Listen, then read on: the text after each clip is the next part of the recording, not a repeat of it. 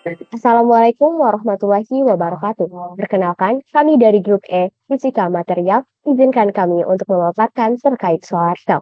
Sebelum pemaparan dimulai, izinkan kami untuk memperkenalkan diri masing-masing. Perkenalkan, saya Dandi Ilham Vinita dengan NIM akhir 179. Saya Kayla Alvika Sumardi dengan 3 digit NIM terakhir 009. Saya Muhammad Juda Pramana dengan 3 digit terakhir 015. Saya Nur Aisyah Muafa dengan 3 digit NIM terakhir 037. Perkenalkan, saya Novel Zaki dengan 3 digit NIM terakhir 062.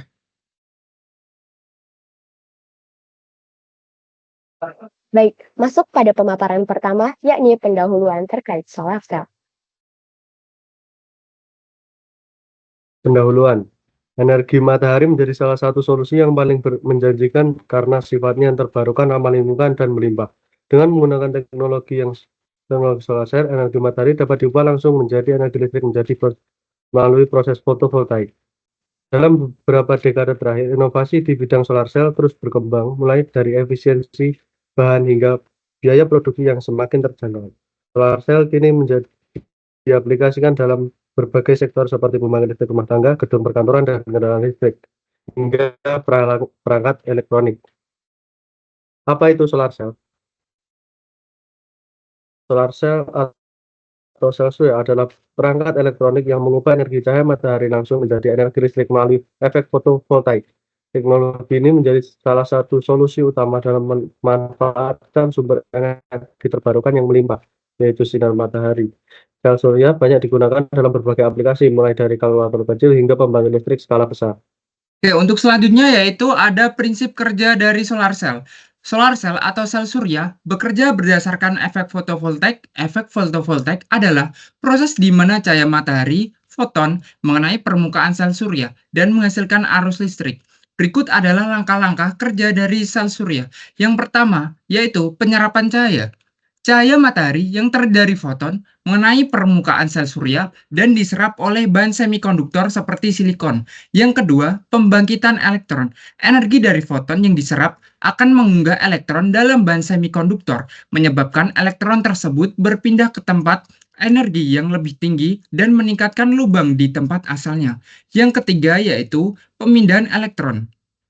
Struktur dari sel surya menciptakan medan listrik, yaitu elektron akan tertarik untuk mengisi lubang elektron, kemudian bergerak naik menuju depletion zone. Yang terakhir, ada pembentukan arus listrik. Pergerakan elektron dan lubang tersebut menciptakan arus listrik DC direct current yang dapat digunakan untuk menyalakan peralatan listrik atau disimpan dalam baterai. Next. Untuk selanjutnya yaitu terdapat komponen-komponen dalam solar cell. Yang pertama ada bingkai aluminium berfungsi memberikan struktur dan perlindungan mekanis pada panel surya. Yang kedua terdapat kaca pelindung berfungsi melindungi sel fotovoltaik dari kerusakan fisik dan lingkungan seperti hujan, debu, dan angin. Yang ketiga ada enkapsulasi berfungsi melindungi sel fotovoltaik dari kelembaban dan kontaminasi serta membantu dalam penyerapan cahaya.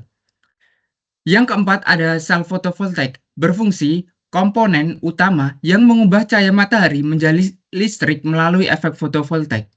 Yang kelima, ada bahan enkapsulasi tambahan, berfungsi memberikan perlindungan tambahan pada sel fotovoltaik dan memastikan integritas struktural dari panel surya secara keseluruhan. Yang keenam, ada lembar insulasi atau backsheet, berfungsi melindungi bagian belakang panel dari kelembaban dan kerusakan fisik serta memberikan isolasi listrik. Yang terakhir yaitu ada kotak junction, berfungsi tempat koneksi listrik dari sel fotovoltaik yang menghubungkan panel surya dengan sistem listrik eksternal. Next. Kemudian selanjutnya ada jenis panel surya. Yang pertama ada monokristalin silikon. Monokristalin silikon merupakan panel surya yang diiris tipis menggunakan bantuan mesin potong. Penampang monokristalin silikon bisa menyerap cahaya matahari lebih optimal jika dibandingkan jenis sel surya yang lainnya. Namun, panel surya jenis ini memiliki kekurangan. Agar bisa berfungsi secara efisien, cahaya harus memiliki kadar terang dan tinggi. Jika cuaca sedang mendung dan berawan, monokristalin silikon tidak bisa menyerap energi matahari secara maksimal dan efisiensi panel pun berpotensi menurun. Kemudian yang kedua ada polikristalin silikon. Polikristalin silikon merupakan jenis panel surya yang umum digunakan di banyak jenis bangunan. Panel surya jenis ini memiliki kelemahan. Panel surya jenis ini tidak cocok dengan wilayah atau area yang memiliki curah hujan yang tinggi. Pada saat seperti itu, efisiensi dari panel surya jenis ini akan menurun atau tidak berfungsi sama sekali. Kemudian yang ketiga ada thin film solar cell. Panel surya jenis ini jarang dipakai untuk bangunan di skala rumahan dan hanya digunakan untuk kebutuhan komersial saja. Panel surya jenis ini bisa bekerja sangat baik pada cahaya lampu pijar yang banyak dijadikan sebagai alat penerangan baik di rumah maupun di kantor. Kekurangannya yaitu efisiensi yang dimiliki panel surya jenis ini memang cukup rendah. Kita hanya bisa mendapatkan penangkapan cahaya matahari sebesar 8,5% untuk penampang yang luasnya sama dengan monokristalin. Kemudian yang keempat ada compound thin film triple junction photovoltaic. Sesuai dengan namanya, jenis panel surya yang satu ini hanya memiliki 3 lapisan.